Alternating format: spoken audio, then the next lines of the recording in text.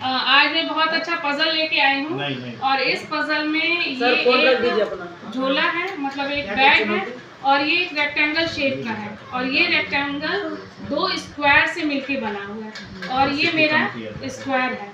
तो इस स्क्वायर को हमको क्या करना है, इस झोले में हमको पैक करना है, पूरा कवर करना है। पजल क्या है कि इसको पूरा ढक जाना चाहिए। तो पूरा कैसे ढकेगा, बच्चा ऐसे ऐसे सब तरीके से ट्राई करेगा, इसको इधर इधर घुमाएगा। और ये तो स्क्वायर है, किधर से भी घुमाएंगे इसकी जो आकार है वो तो वही है, स्क्वायर है, सब तरीके से सेम है।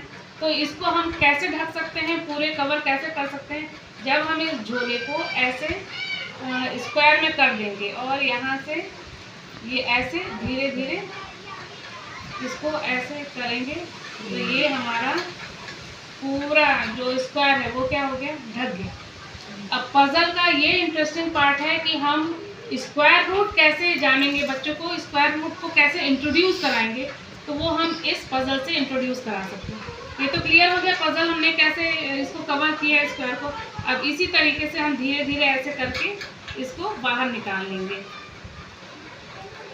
इस तरीके से हमने निकाल लिया। अब देखिए इसकी जो चौड़ाई है, इस रेक्टेंगल की चौड़ाई 1 यूनिट है, तो ये कितना हो जाएगा, 2 यूनिट। क्यों 2 यूनिट हो जाएगा, क्योंकि ये 2 स्क्वायर से मिलके बना हुआ। तो इस रेक्टेंगल का एरिया कितना हो जाएगा, 2 × 1 यानी 2 यूनिट स्क्वायर इसका एरिया हो जाएगा।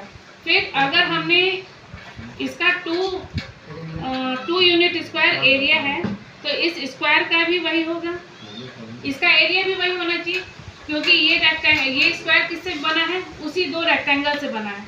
तो मान लो अगर ये 1 यूनिट है तो ये भी 1 यूनिट होगा, क्योंकि ये आपका स्क्वायर है। तो इसका एरिया कितना हो जाएगा, 1 यूनिट स्क्वायर, जो कि गलत है, उसका 2 यूनिट स्क्वायर था एरिया।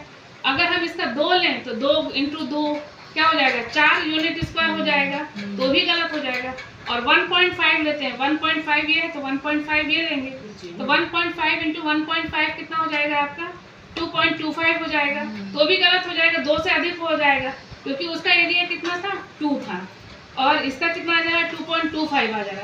तो मतलब ये साइड क्या होना चाहिए, √2 × √2, क्योंकि 1 ले रहे हैं तो 1 आ जा रहा है, 2 ले रहे हैं तो 4 आ जा रहा है, 1.5 ले रहे हैं तो 2.25 आ जा रहा है। तो यानी 1 से अधिक होगा और 2 से कम होगा, सॉरी 1.5 से कम होगा।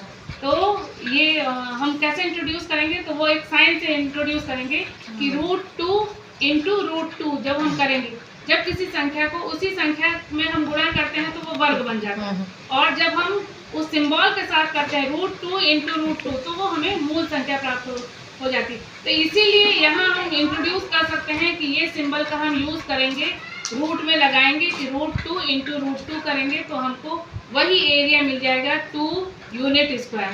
तब हम यहाँ सिद्ध कर पाएंगे कि इस रेक्टेंगल का एरिया इस रेक्टेंगल के बराबर है, और हमने ये प्रूफ करके देख लिया।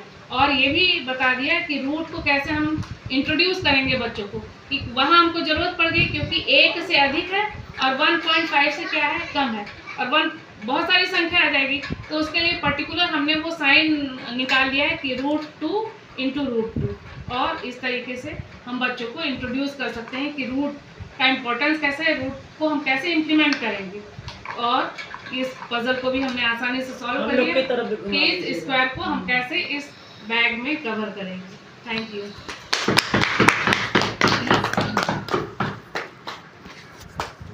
प्याज